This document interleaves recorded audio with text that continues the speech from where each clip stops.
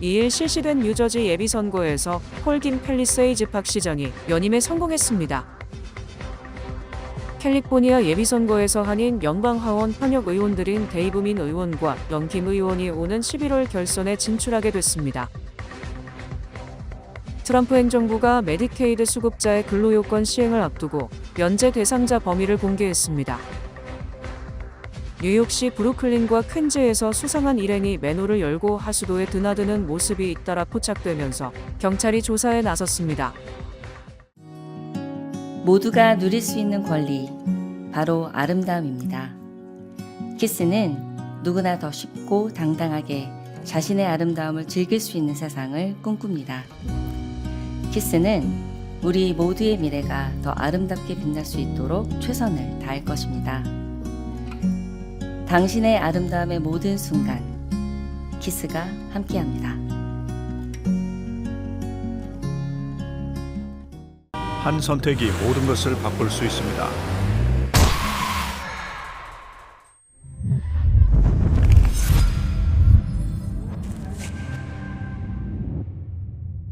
사고는 되감을 수 없습니다.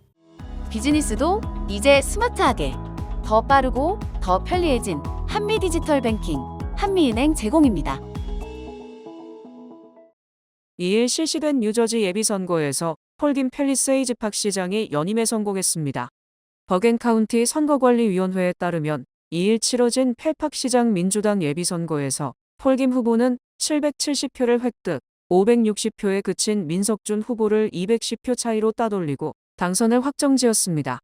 이로써 김 시장은 민주당 후보로 오는 11월 본선거 진출을 확정했습니다. 시장 경선과 함께 치러진 팰팍 시의원 민주당 예비선거에서도 폴김 시장과 러닝메이트로 나선 저스틴 강 후보가 705표, 루시앙 후보가 619표를 얻어 나란히 1위와 2위를 기록했습니다.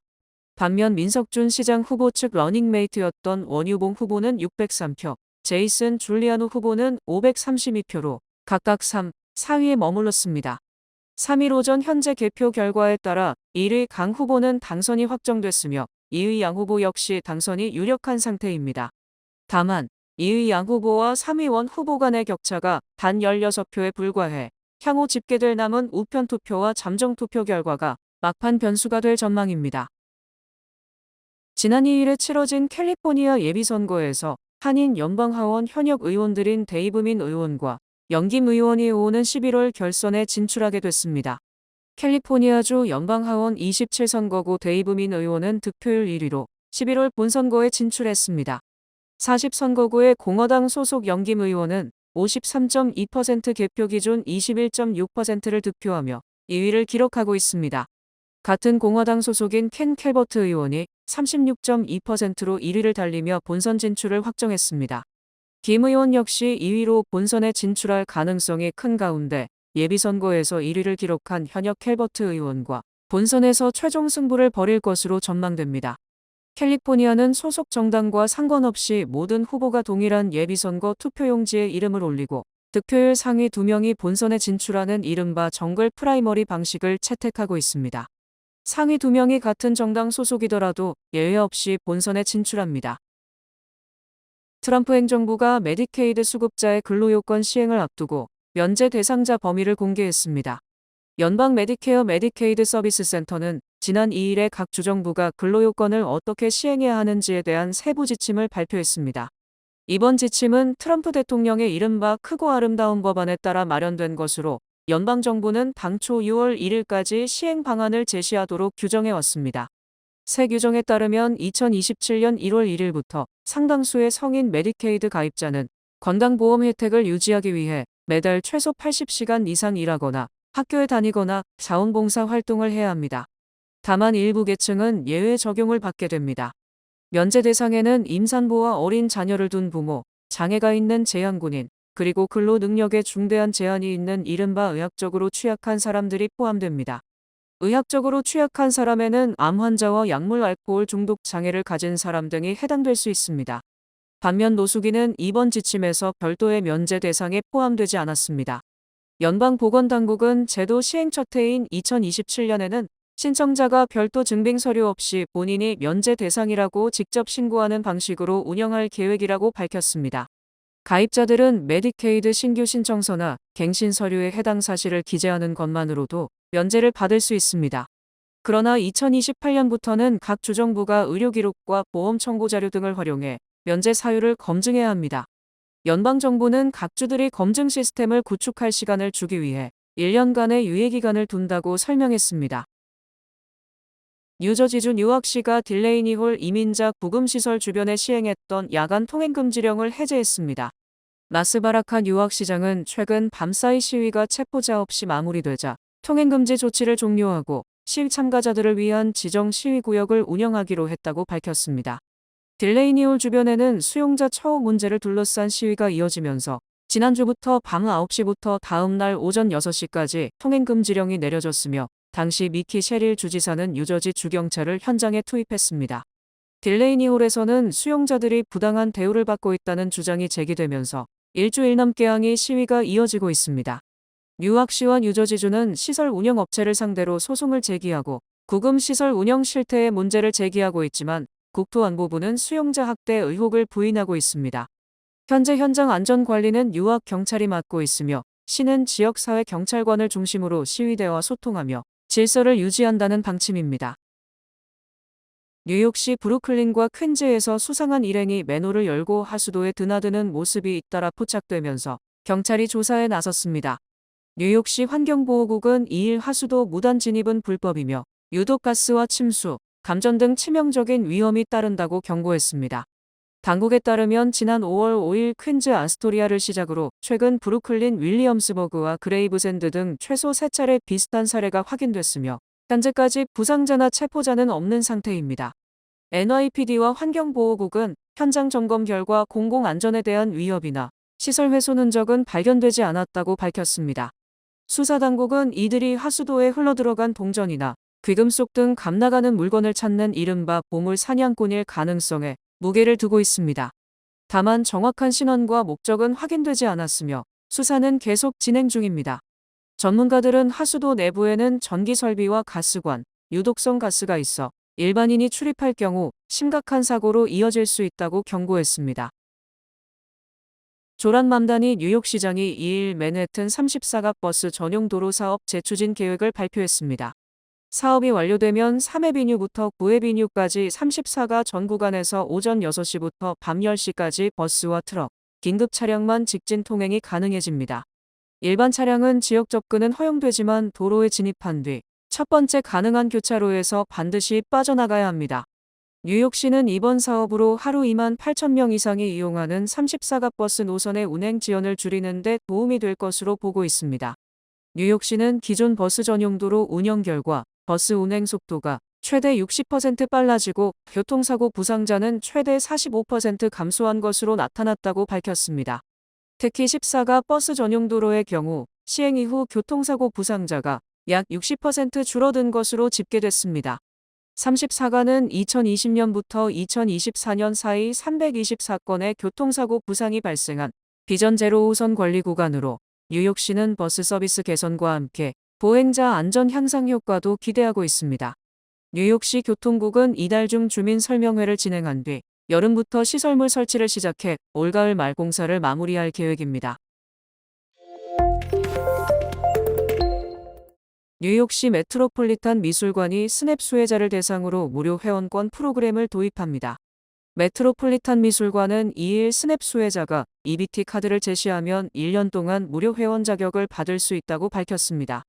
물가와 주거비 상승으로 문화예술 시설 이용 부담이 커진 저소득층 주민들의 문화 접근성을 높이기 위한 조치입니다. 무료 회원권은 일반 유료 회원과 비슷한 혜택을 제공합니다. 회원들은 미술관 무료 입장은 물론 특별전 우선 예약, 회원 전용 행사 초청, 박물관 내 매장과 식음료 시설 할인 등의 혜택을 받을 수 있습니다. 메트로폴리탄 미술관은 그동안 스냅 수혜자에게 입장료 할인 혜택을 제공해왔지만 이번에는 연간 회원 자격 자체를 무료로 제공하는 방식으로 지원을 확대했습니다. 미술관 측은 예술과 문화는 누구나 누려야 할 공공자산이라며 앞으로도 경제적 여건과 관계없이 더 많은 시민들이 문화시설을 이용할 수 있도록 접근성 확대 정책을 이어가겠다고 밝혔습니다. 다가오는 7월 1일부터 연방학자금 대출 제도가 대폭 바뀌면서 학생과 학부모들의 교육비 부담이 증가할 전망입니다. CBS 뉴스의 지난 2일자 보도에 따르면 오는 7월 1일부터 시행되는 새 제도는 대출 한도를 줄이고 상환 방식을 단순화하는 것이 핵심입니다. 가장 큰 변화는 대학원생 대상의 그레드 플러스 대출 폐지입니다. 지금까지 대학원생들은 학비와 생활비를 충당하기 위해 사실상 필요한 만큼 연방 대출을 받을 수 있었지만 앞으로 신규 대출자는 이 프로그램을 이용할 수 없게 됩니다. 대출 한도도 크게 줄어듭니다. 대학원생은 연간 25,500달러, 총 10만 달러까지만 빌릴 수 있습니다. 의대, 법대 등 전문직 과정도 총 대출 한도가 20만 달러로 제한됩니다. 상환 제도도 바뀝니다. 신규 대출자는 일반 상환 방식과 새소득 연계 상환 제도 가운데 하나를 선택해야 하며 기존 세이브 플랜 등 여러 상환 프로그램은 단계적으로 폐지됩니다. 정부는 제도 정비를 위한 조치라고 설명하지만 대학 진학을 준비하는 가정에서는 부담 가중이 불가피하다는 우려가 나오고 있습니다. 파프사를 제출한 학생들은 이제 결과를 바로 확인할 수 있게 되면서 연방학자금 지원 신청 절차가 한층 빨라졌습니다. 연방교육부는 최근 파프사 지원 결과 확인 시스템을 도입했다고 밝혔습니다. 이에 따라 2025-26, 2026-27학년도 파프사 신청자는 서류를 제출한 직후 학생 지원 지수와 연방 펠그랜트 수혜 가능 여부를 확인할 수 있습니다. 기존에는 신청서를 제출한 뒤 결과가 반영되기까지 통상 하루에서 사흘 정도 기다려야 했습니다. 하지만 새 시스템이 적용되면서 별도 대기 없이 곧바로 결과를 확인할 수 있게 됐습니다. 신청 과정도 간편해졌습니다. 입력 내용에 오류가 있거나 보완이 필요한 경우 즉시 안내가 제공됩니다. 수정 신청 역시 4회까지는 실시간으로 처리됩니다. 다만 5회째부터는 24시간 뒤 다시 수정할 수 있습니다. 이번 개편은 지난해 파프사 시스템 개편 과정에서 발생한 접속 장애와 처리 지연 등 혼란을 줄이기 위한 후속 조치입니다. 도널드 트럼프 대통령은 인공지능 기업들이 최신 고성능 AI 모델을 출시하기 전에 정부가 보안 검증을 실시하는 내용의 행정명령에 서명했습니다. 백악관은 지난 2일 이번 조치가 미국의 AI 경쟁력을 유지하는 동시에 핵심 인프라와 국가안보 시스템을 사이버 위협으로부터 보호하기 위한 것이라고 설명했습니다. 핵심은 민간 기업이 개발한 고성능 AI 모델에 대해 정부가 사전 검증할 수 있는 체계를 마련하는 것입니다. 이번 행정명령은 트럼프 대통령이 지난달 21일 발표를 검토했다가 연기한 초안과 큰 틀에서는 유사합니다.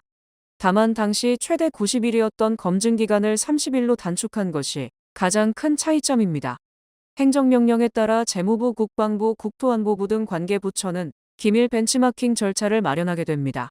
AI 개발사들은 정부와 자발적 협력 체계를 구축하고 자사가 개발 중인 모델이 검증 대상인지 확인하게 됩니다. 정부는 모델 출시 이전 최대 30일 동안 해당 모델에 접근해 보안 취약점과 결함을 점검할 수 있습니다. 또 향후 구성될 AI 사이버 보안 협의체는 소프트웨어 취약점을 대규모로 탐지하고 보안 패치 배포를 조율하는 역할을 맡게 됩니다. 아프리카 일부 지역에서 에볼라 바이러스 감염이 확산하는 가운데 트럼프 행정부가 다음 달 개막하는 북중미 월드컵을 앞두고 미국 내 주요 국제공항에 검사 체계를 마련했다고 밝혔습니다. 메멧 오즈 연방보건복지부 산하 메디케어 메디케이드 서비스 센터 국장은 지난 2일 백악관에서 진행한 언론 브리핑에서 사람들이 경유하게 될 주요 공항의 검사 도구와 시스템을 선제적으로 구축해뒀다고 밝혔습니다. 오즈 국장은 정부가 에볼라 확진자나 확진자 접촉자인 미국 국민을 곧바로 본국으로 이송하지 않고 아프리카 현지에 머물게 하는 이유에 대해 그들의 상태가 정확히 어떤지 확신할 수 없는 상황에서 장거리 이동을 시키는 것은 아마도 가장 현명한 선택이 아닐 것이라고 말했습니다. 올해 월드컵은 이달 11일부터 7월 19일까지 미국과 캐나다, 멕시코 3개국 공동 주최로 열립니다. 맥도날드가 2026 피파 북중미 월드컵을 맞아 전 세계 축구 팬들을 위한 역대급 캠페인을 전개합니다. 맥도날드는 오는 4일부터 미 전역에서 피파 월드컵 2026 세트 판매를 시작합니다. 이 세트는 빅맥 또는 치킨 맥너겟 10조각 중 하나를 선택할 수 있으며 특별 제작된 골드 패키지 빅맥 소스가 함께 제공됩니다. 아침 경기를 관람하는 팬들을 위해 소시지 맥머핀 에그와 해시 브라운으로 구성된 조식 라인업도 함께 마련됐습니다. 이 세트를 구매하는 고객은 이번 캠페인의 핵심인 한정판 컬렉터블 컵 9종 중 하나를 받게 됩니다. 컵에는 한국의 손흥민을 비롯해 데이비드 베컴, 샤키엘 앙리, 호나우지뉴 등 전설적인 축구 스타들과 맥도날드의 인기 캐릭터 그리메스가 새겨져 축구 팬들의 소장 욕구를 자극합니다. 이어서 어린이와 가족 팬들을 위한 월드컵 해피밀은 오는 9일부터 본격적인 판매에 들어갑니다. 이번 해피밀에는 월드컵 공동 개최국인 미국, 멕시코, 캐나다의 피파 공식 마스코트에서 영감을 얻은 23종의 독점 스퀴시멜로우 축구 인형이 포함됩니다. 이번 월드컵 한정판 메뉴와 손흥민 컵은 전국 참여 매장에서 선착순 한정 수량으로 판매되며 맥도날드 앱을 통해 주문 시 추가 리워드 혜택도 받을 수 있습니다. 벤쿠우브 오프주택 융자 사전 승인으로 내 집 마련의 꿈을 이루세요. 벤쿠우브 오프의 경쟁력 있는 주택 융자는 다양한 맞춤형 사전 승인 프로그램을 제공합니다. 지금 벤쿠우브 오프 모기지 전문가와 상담하세요. 이 프로그램은 벤쿠우브 오프 제공입니다. 주요 단신 전해드립니다. 27년 만에 챔피언 결정전에 오른 미국 프로농구 뉴욕 닉스가 3일 오후 8시 30분부터 챔피언십 결정전을 펼쳐 뉴욕시 일대가 흥분과 열기에 휩싸였습니다. 연방국세청이 제한된 인력과 예산 속에서 세수 확보 효과가 큰 고소득층 감사에 집중하고 있는 것으로 나타났습니다. 도널드 트럼프 대통령을 표적으로 한 것으로 보이는 괴한의 난입 시도 및 총격으로 파행했던 백악관 출입기자협회 연례 만찬이 7월 24일 다시 개최됩니다.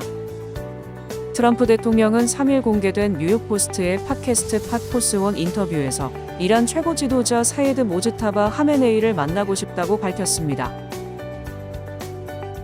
연방준비제도의 새 수장으로 취임한 케빈 워시 의장이 보수 성향의 정책 연구자 폴 윈프리 경제정책혁신센터 대표와 데니얼 헤일 스탠포드 대호거 연구소 연구원을 정책 분석 및 특수 프로젝트 지원 관련 임시 계약직으로 채용했습니다. CBS 뉴스가 간판 시사 프로그램 60분의 베테랑 기자인 스콧 펠리가 회의에서 CBS 뉴스의 새 경영진과 간부진의 자질, 그리고 동료 제작진의 연쇄해고를 비판했다가 하루 만에 해고됐습니다. 고용정보업체 오토매틱 데이터 프로세싱은 5월 미국의 민간기업 고용이 전월 대비 12만 2천 명 증가했다고 3일 밝혔습니다. 버닝글래스 연구소와 뉴욕대학교 전문대학원이 발표한 보고서에 따르면 직장인의 24%가 5년 이상 승진 또는 실질적인 임금 상승을 경험하지 못한 것으로 나타났습니다. 날씨 전해드립니다. 목요일인 내일은 대체로 맑겠습니다. 낮 최고 기온은 86도, 최저 기온은 68도입니다. 해 뜨는 시간은 5시 26분, 해 지는 시간은 8시 23분입니다. 이상으로 주간 날씨와 세계 날씨 전해드립니다.